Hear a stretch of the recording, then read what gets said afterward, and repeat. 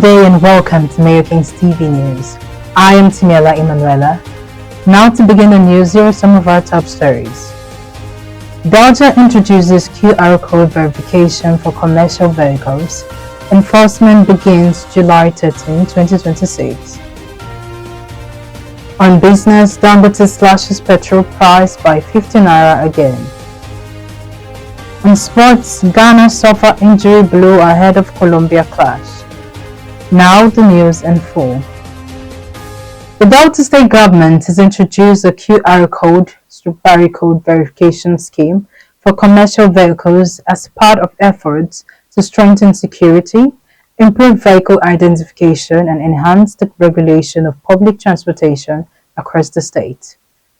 The initiative, announced by the Directorate of Transport, will require all commercial vehicles operating within Delta State to obtain and display an approved QR code or barcode for verification before the commencement of enforcement on Monday, July 13, 2026.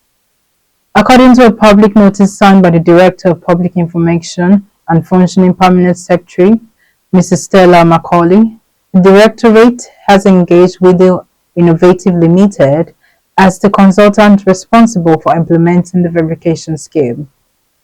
The government explained that the exercise is designed to facilitate registration, onboarding, coding, data collection, and verification of commercial vehicles operating within the state.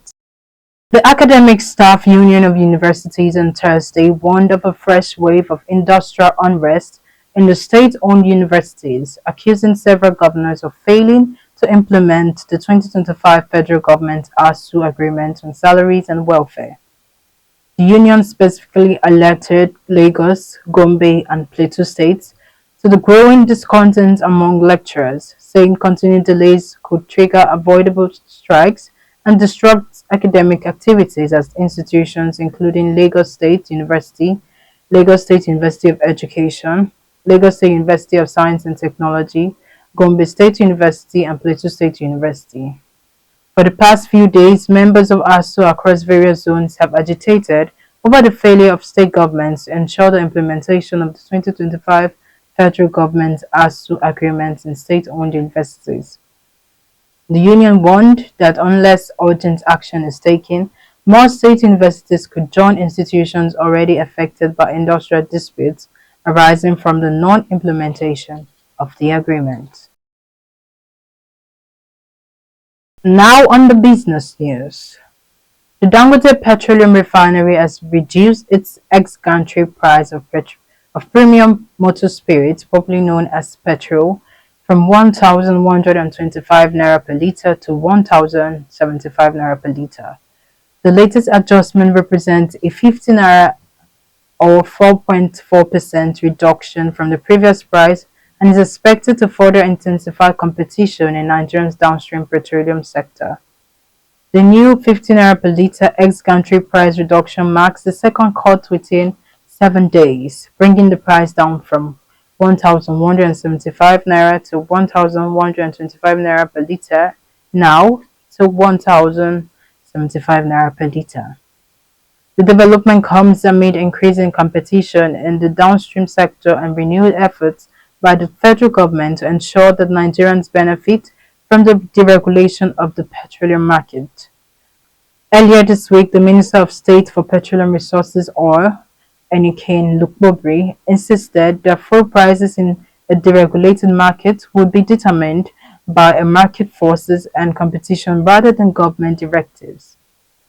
The minister maintained that the era of government fixed fuel prices was over, stressing that increased domestic refining capacity would naturally lead to more competitive pricing and improved energy security. Finally, on the world of sports, Black Stars defender Kojo Opon Pera has been ruled out of Saturday's World Cup knockout clash against Colombia after suffering an injury in training. The 22-year-old, who has become a fan favorite despite limited minutes, will miss the crucial round of 32 fixture after scans confirmed he cannot recover in time.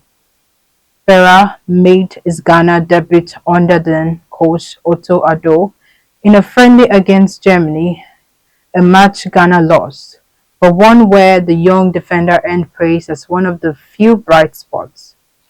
He made the World Cup squad and had brief but memorable appearances, just 3 minutes against England, where he produced a heroic goal line clearance with his head in the dying moments, and a full second half in the final group game against Croatia.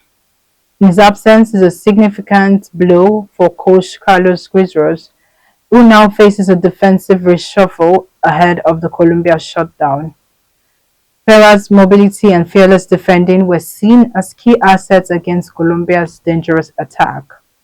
The Black Stars will now turn to other options as they prepare for Monday's knockout tie. Now to end the news, recap on our headlines. Delta introduces QR code verification for commercial vehicles. Enforcement begins July 13. On the business news, Dangote slashes petrol price by 15 naira again. On sports, Ghana suffer injury blow ahead of Colombia catch. That's the news as read in detail by Tiniela Emanuela. Thanks for watching.